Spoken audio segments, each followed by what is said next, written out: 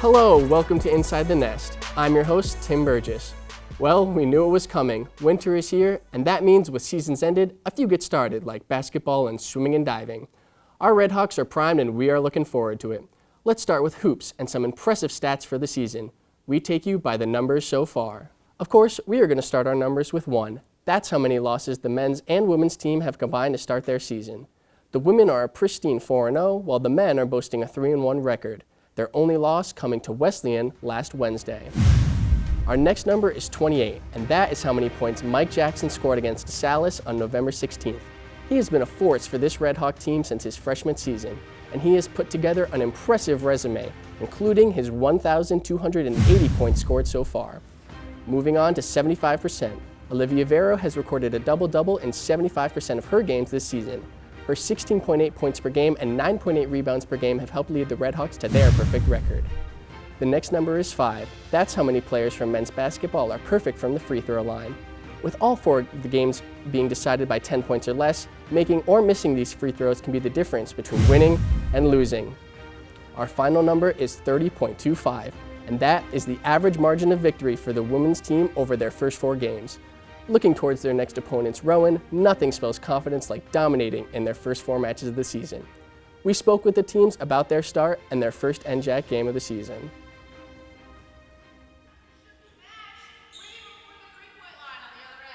Feels great. I think that we've had a tough couple of last seasons, and we're finally starting to turn the corner, and it's great. I'll do anything for this team, and I'm happy to be, doing as much as I could for them.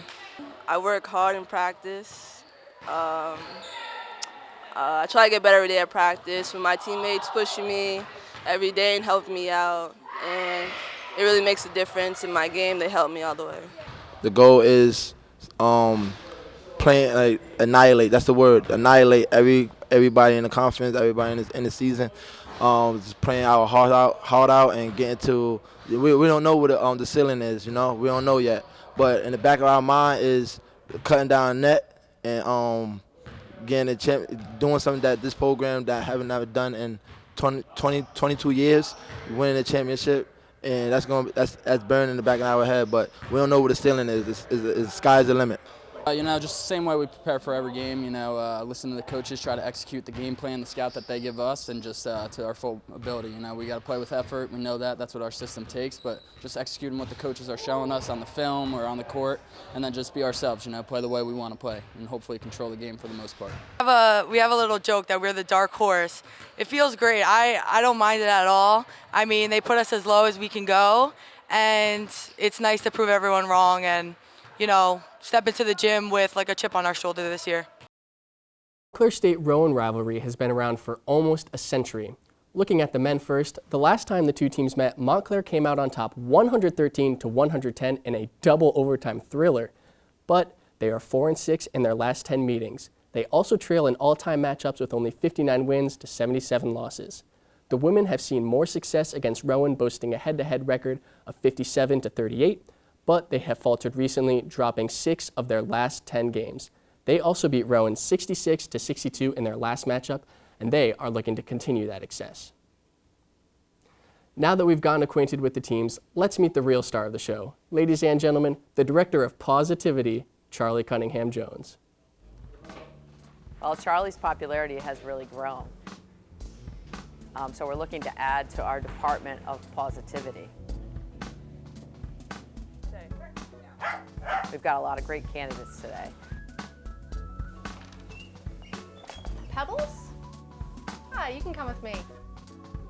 So we're hoping to be able to hire one quickly. Lexi Shaver? Hi.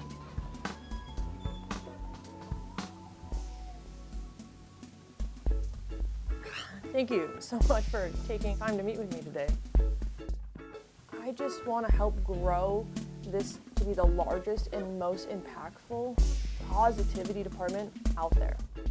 Yeah, so I've been with the RHSN for about 9 months now, but I'm really care about what you're doing here. My biggest faults, I'm kind of a people pleaser. Yeah, but of course I want to please every animal. I have a hard time saying no. it's a problem in my work and life balance. Honestly, I'm kind of a workaholic.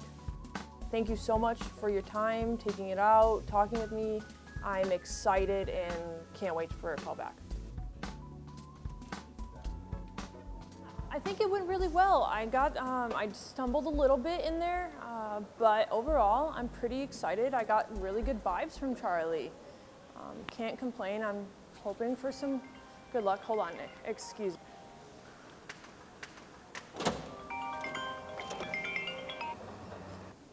Hello? Yeah. Mm-hmm. Okay. Yeah, no. Yeah, I understand. No, thank you. Appreciate the call. Yeah, I didn't get the spot. But it's fine, you know, it was a highly competitive field that I was going against, and I knew that going in. But, you know, I guess I'll just go back to RHSN and keep doing what I'm doing. You know, wait for another spot to open up. I truly believe what Charlie's doing is really important, and I want to be a part of it. So I guess I'm just going to have to stay positive. Keep your head up, Lexi. I'm sure you'll find a position somewhere. Swimming and diving has started the season strong as both the men and the women both boast winning records. And we've even seen a few new pool records set by the Redhawks. We asked some of the athletes about the season so far. Coach McLaughlin and Montclair State swimming and diving have had a great season. With only one loss and NJAC playoffs right around the corner, let's dive into a team update. The men's and women's team have been unreal this year. With their first loss just coming last week, these teams have been striving for greatness, fast times, and even better places. Coach McLaughlin was really in his bag this year.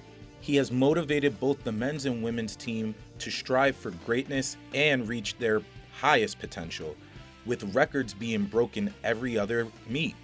One of those people breaking records is Rourke Peralta. I mean, the overarching mantra that we have as Montclair State Swim and Dive is hard work works. You're really starting to see that hard work pay off with all these fast times. And now the team is getting ready for their next meet, which is at Gettysburg. Graduate student Ryan Capps definitely is ready for that meet. For us, it means just putting on our tech suit and just swimming our hearts out. There's a few really good teams that are going to be there, but I don't see them as really a threat to beating us at this big meet upcoming. Being only 10 days away from the Gettysburg meet, that's the confidence that this team needs right now.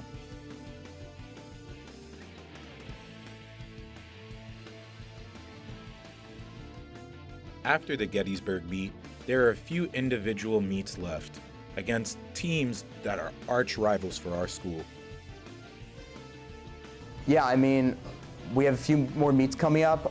Specifically, we have our Gettysburg meet, December 6th and 7th at Gettysburg. And another meet I want to shout out is our senior meet, which is January 25th, home against TCNJ. I would like people to show out for that, January 25th again. A lot of seniors will be graduating, and it'd be nice to show support for them. These teams definitely deserve every little bit of support they can get. Hopefully we see you there. You heard Ryan Knapp say how excited he was for the Gettysburg meet following the break, and that will be their last meet until the new year, where they will be at home against FDU Florham on January 3rd.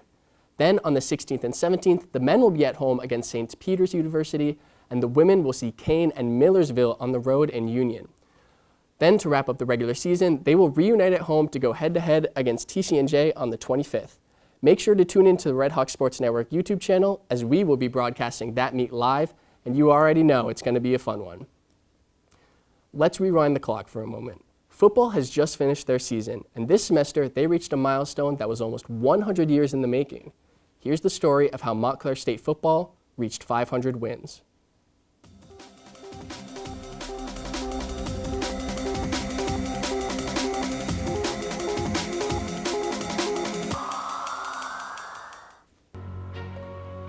Montclair State football has made massive history, surpassing 500 program wins in 2024, putting the program record at 501 wins, 304 losses, and 20 ties since the establishment of the football team and 1928.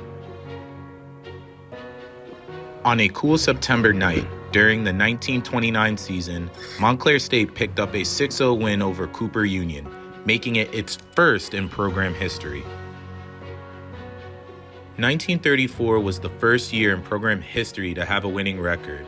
From then on, the winning records kept coming. The program's first conference win came in 1969, where Montclair took down the College of New Jersey 9-0. Montclair State went on to go undefeated in conference play for the first time in program history, going 3-0 that season, where the program ended up taking home the first ever NJAC championship.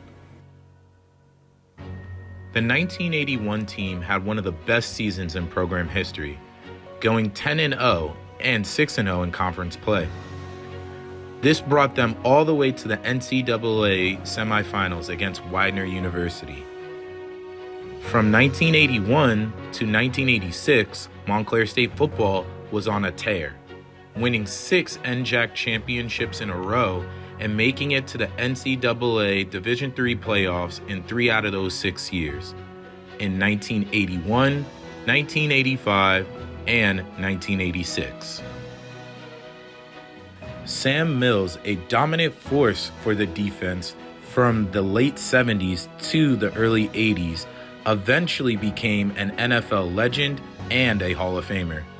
These memorable moments all led up to September 28, 2024, a homecoming game while sitting at 499 wins. Led by a man who was a part of the program as a player and now is the head coach. I've been part of a few milestones. When Coach Giancola was the head coach, I was a player when he won his 200th, and I was also a player when he won his 250th on homecoming. So being part of those was a great, memorable experience, and beating Union this year for our 500th was great, especially because last year we had a tough loss against them. So it was a really fun experience to get that victory, get it on homecoming in a hard-fought game, and to give our players a great experience.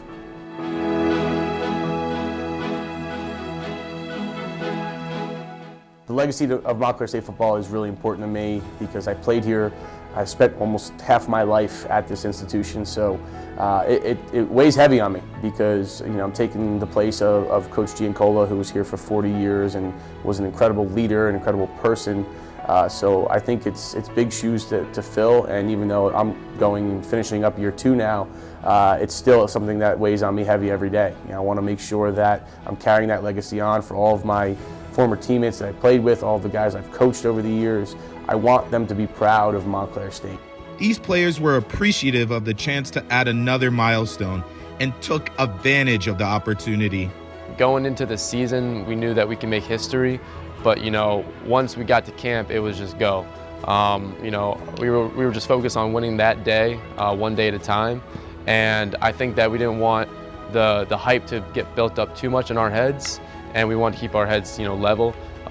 So all of preseason, we were just working towards getting better every single day, and then just being able to make history on top of that was really special.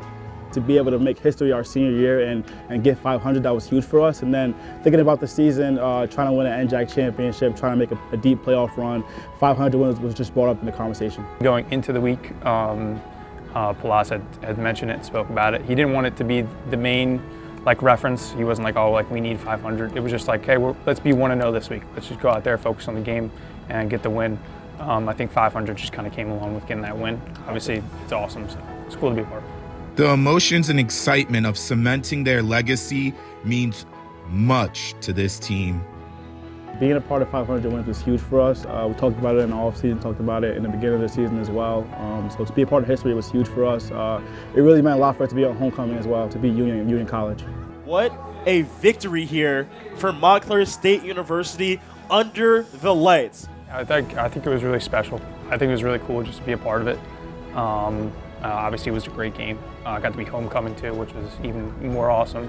And we're all happy and all feel some sort of accomplishment from that win. It was just something that really brought us closer together. I just remember seeing the faces and all the excitement from all our guys, and it's a warm feeling to see everyone so happy for accomplishing something so great. It's definitely something I'm going to be remembered for the rest of my life. The last 96 years have been quite the journey for Montclair State. 20 NJAC championships, 10 NCAA playoff appearances, 500 wins, many historic records, and even more historic players. Fans and students alike are excited to see what is in store for the future. So getting that 500th win was awesome because it was a milestone that a lot of people got to see. But I want to continue that on every day. It's not just about 500. I want to get here to 600 and 700 and beyond. Congratulations to all the coaches, players, and everyone else who has been involved in Montclair State football. Here's to the next 500 wins. Thanksgiving is only 2 short days away, and I know it's one of my favorite holidays of the year. But when it comes to Thanksgiving, everyone knows it's all about the food, specifically those side dishes. From green bean casserole to mashed potatoes to cornbread, everyone has a favorite. Mine's stuffing, or as some of you might know it as, dressing. But let's see what the students around campus had to say. Hi, I'm Colin Berg. Today we are going to go around asking people what their favorite Thanksgiving sides are.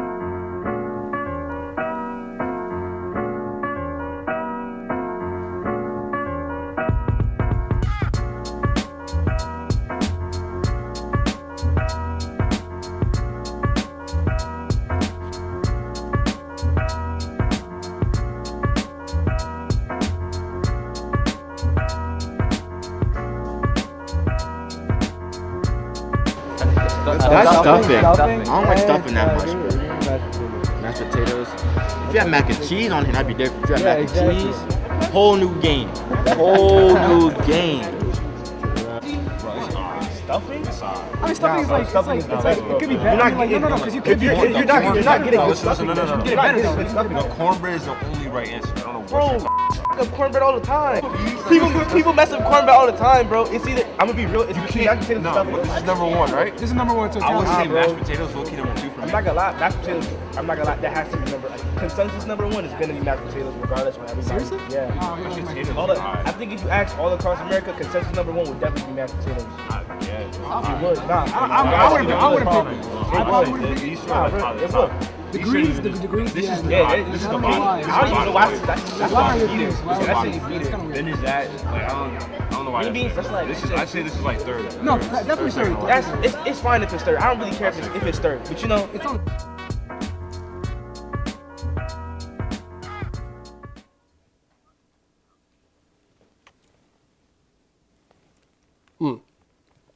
You know, I can see why potatoes got so many votes.